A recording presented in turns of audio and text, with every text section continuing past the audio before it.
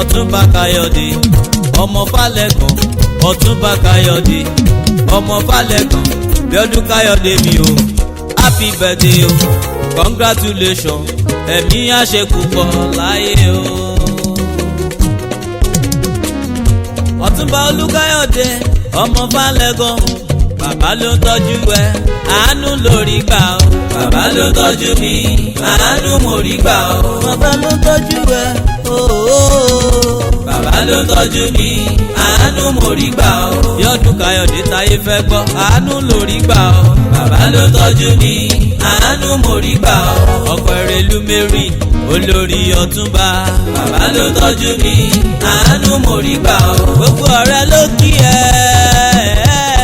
bàbá ló ń tọ́jú mi, àánú mo rí gbà o. Gbogbo àwọn àbúrò pátápátá àtàwọn alátìlẹyìn pátá, bàbá ló ń tọ́jú mi, àánú mo rí gbà o. Ọ̀kẹ́fìlà Ayọ̀dèjì o, mo ní happy birthday to you. Bàbá ló ń tọ́jú mi, àánú mo rí gbà o. Àánú lórí gbà o, àánú lórí gbà o. Bàbá ló ń tọ́jú mi, àánú mo rí gbà o. Jíjí tí mo jí lówùúrọ̀ kùtù mo rí gba erin tí wọ́n forí lórí kẹ́kẹ́ ìkẹ́kẹ́. Mo ní kí ló dé, wọ́n nínú wọn dùn wọ́n ṣàjọyọ̀. Mo ní kí nìtumọ̀ àjọyọ̀ ọ̀hún. Ọ̀túnba Olúkáyọ̀dé Akínbóyèdé Fálẹ́gàn JP, ọkọ Erelu Mary Fálẹ́gàn, àkàndá nínú oníròyìn lóde ilẹ̀ yìí, àfíjú sọ̀rọ̀sọ̀rọ̀ tó mòye. Atúlùṣe tìlú Olóje Èkìtì, Ọ̀túnba of the source, olú ọmọ tilẹ̀ Ìbàdàn káàbàdà, amúlùdùn tìlú Ìjẹ̀rò kingdom, general evangelist ní gbogbo àgbáyé, akọni ọmọ tó mú lẹ́nu bí abẹ.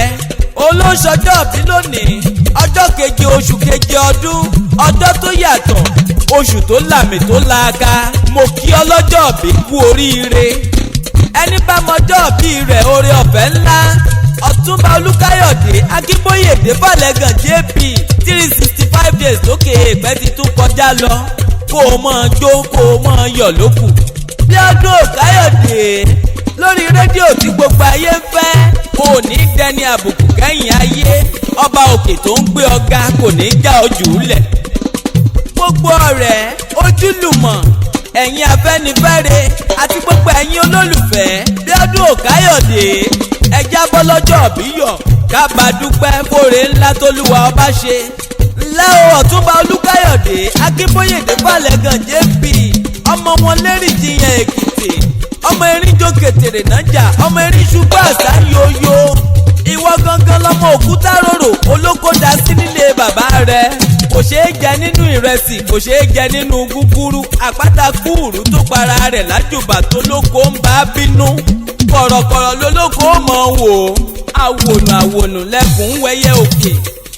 Ọmọ òkúta jan ríbi wọ̀wọ̀ ọgbà ń sapẹpẹ oṣù lóko àbárẹ́. Ẹyẹgbẹ̀yẹ jiyàn àlòkó pàlòkó sebẹ̀, ń pàlùkò ìkóró fẹ̀nu gbajíbábí. Abojú agada bí ojú abẹ́rẹ́, abojú ọ̀gọ́ndọ̀ bí èbíbù iṣu. Ọmọ àrọ̀ ni ò tí ì rí lóògùn, abẹnu oògùn bọ́ọ̀bọ́. Ọ̀ká orí ebè tí ń lé fùrùkọ́kọ́ fùrùkọ́kọ́. Àkúfọ́ ìgò tí ń dúró tìkanra kò rẹ́ni bájà ń wò gírí kọ̀rọ̀kọ̀rọ̀. Akínni wọn nílé baba tí wọ́n ti bí ọlọ́mọ. Gbogbo ọmọ ológo tó lódùmarè ọba fi ta ọlọ́rẹ tí kankan ò ní yọkú nínú wọn. Queen, Platinum, King àti Supremacy, wọ́n sọ pé congratulations daddy, long life and prosperity, long life and good health, long life pẹ̀lọ́pọ̀lọpọ̀ ohun rere gbogbo tó dára látọwọ́ Olúwa ọba. Erelu Mary olórí láàfin Ọ̀túnba Olúkáyọ̀dé Akínbóyèdé Fálẹ́gàn JP, arẹwà obìnrin tọ́ba òkè fi ṣaya fún ọ. Olóòpẹ Ọ̀kẹ́fìlà Ayọ̀dèjì, ọ̀jọ̀gbọ́n akọrin kéwì gbèdè àràbí ẹni jẹ̀kọ́ yangan. Ó ní bóun ṣe yìí fàrídùnú òun tí ò ní dàrí banújẹ́. Olówó orí òun ẹni bí ọkàn òun pé ó kú oríire. Bó o ti wá ṣọdún ọdún yìí, Ọ̀túnba Olúkáyọ̀dé Akínbóyèdé Fálẹ́gàn JP, bó o ti ṣọdún ọdún yìí, ó di dandan kó o ṣàmọ́dún, nítorí ọdọọdún ní ṣáko ń rúwé, ọdọọdún lèrú wá ń wà, ọdọọdún làárọ̀ mọ́ obì lórí àtẹ. Àṣeyìí ṣàmọ́dún o.